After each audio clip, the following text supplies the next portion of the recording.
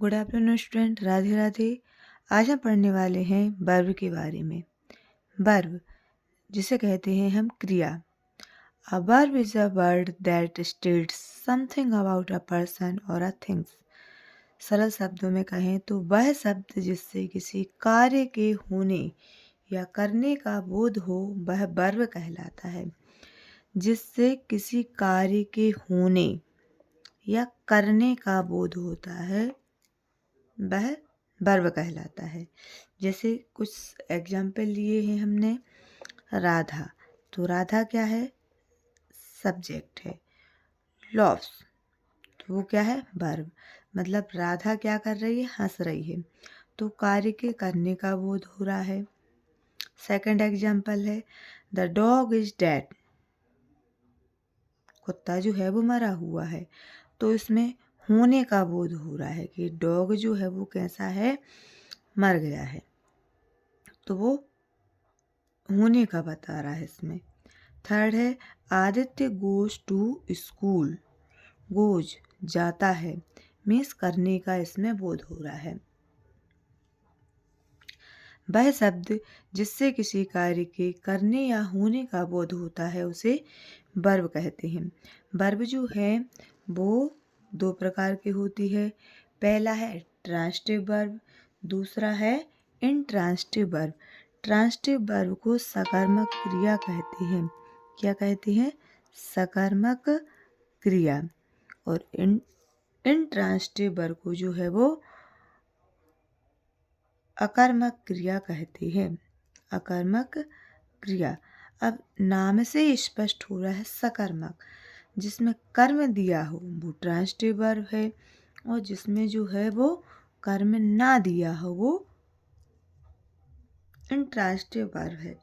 तो इसको डिटेल में समझ लेते हैं कि ट्रांजिटिव वर्ब क्या है और इनट्रांजिटिव वर्ब क्या है। ट्रांजिटिव वर्ब को सकर्मक क्रिया कहते हैं। A verb which requires an object is called transitive verb. क्रिया जिसमें किसकी ज़रूरत होती है? ऑब्जेक्ट की। ऑब्जेक्ट क्या है वो भी हम आगे पढ़ेंगे। ऑब्जेक्ट की ज़रूरत होती है वो ट्रांजिटिव वर्ब कहलाती है। एग्जाम्पल समझ ले।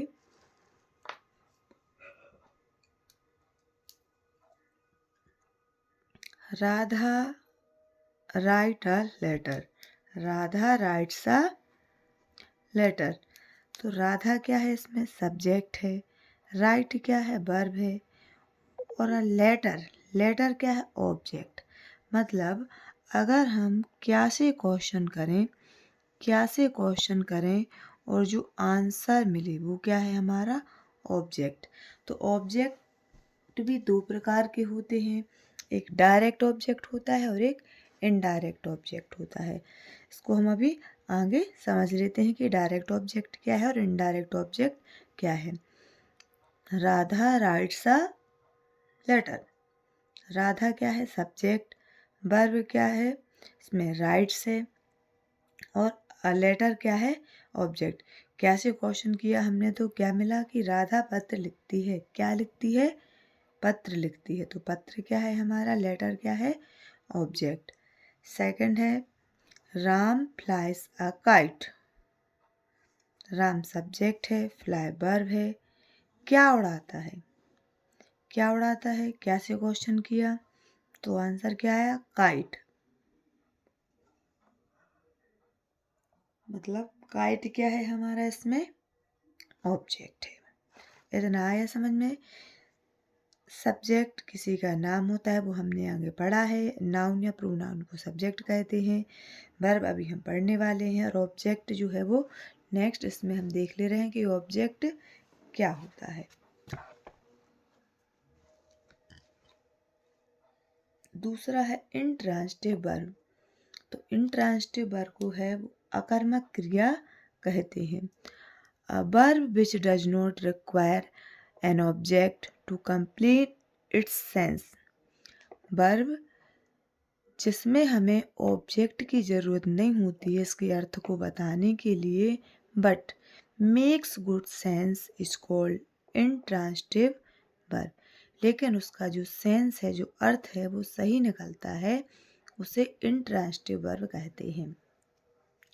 वह वर्ब जिसमें हमें ऑब्जेक्ट की ज़रूरत नहीं पड़ती है और बिना ऑब्जेक्ट के ही उसका जो सेंस है वो सही निकलता है सेंटेंस का, तो इसे इंट्रांसिटिव वर्ब कहते हैं। एग्जाम्पल में समझ लेते, a girl weeps, the girl weeps, लड़की रोती है। क्या रोती है? क्या से क्वेश्चन किया हमने, क्या रोती है, तो आंसर मिला नो। आंसर नहीं मिला इसमें, मतलब इसमें ऑब्जेक्ट नहीं है। क्या नहीं है इसमें? ऑब्जेक्ट नहीं है।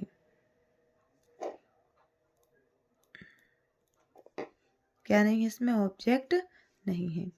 नेक्स्ट है द गर्ल स्माइल्ड। गर्ल क्या है? सब्जेक्ट, स्माइल हंसी। अगर हम क्या से क्वेश्चन करें, क्या हंसी, ऑब्जेक्ट नहीं मिल रहा है, मतलब ये क्या है? Intransitive verb. जिन शब्द में ऑब्जेक्ट नहीं होता है फिर भी उसका अर्थ निकलता है, इसका भी अर्थ निकल रहा है, लड़की रोती है, लड़की हंसती है, लड़की ने हंसा, सेंस तो निकल रहा है इसका, मतलब जो है इंट्रांसिटिव वर्ब है।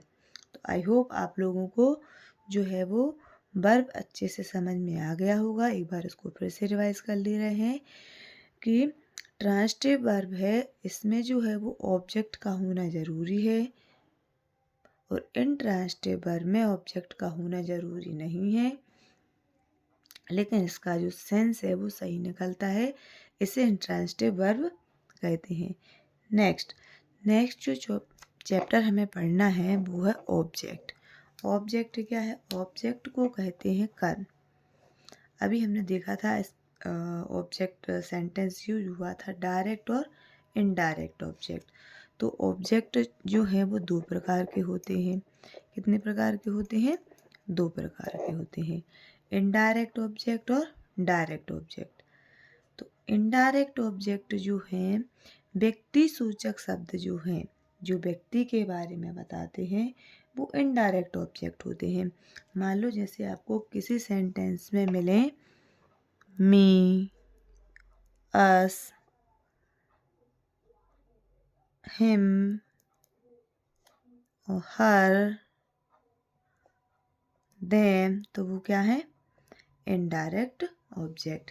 इनडायरेक्ट ऑब्जेक्ट जो व्यक्ति के बारे में बताते हैं वो इनडायरेक्ट ऑब्जेक्ट हैं, और डायरेक्ट ऑब्जेक्ट जो किसी वस्तु के बारे में बताते हैं। जैसे कोई वस्तु है, बुक है, टेबल है, चेयर है, कोई भी वस्तु जिसके बारे में बात होती है तो वो डायरेक्ट ऑब्जेक्ट है। इसको इस एग्जाम्पल के माध्यम से समझ लेते हैं। सी gave me an apple, उसने मुझे एक सेब दिया। तो सी क्या है? सब्जेक्ट, गेव क्या है? वर्ब, और मी क्या है? ऑब्जेक्ट, और एन एप्पल भी क्या है? ऑब्जेक्ट। तो इस सेंटेंस में दो ऑब्जेक्ट का यूज़ किया गया है। एक जो मी मीन्स मुझे यूज हो रहा है, व्यक्ति के लिए यूज हो रहा है, मतलब इसमें जो मी जो है वो इनडायरेक्ट ऑब्जेक्ट है। कौन सा ऑब्जेक्ट है? इनडायरेक्ट। और एन एप्पल, एप्पल क्या है?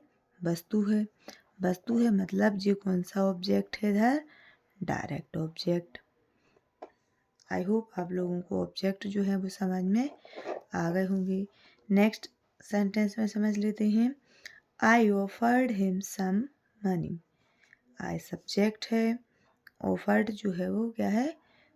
वर्ब है। हिम ऑब्जेक्ट है और सम मनी भी क्या है इसमें? ऑब्जेक्ट।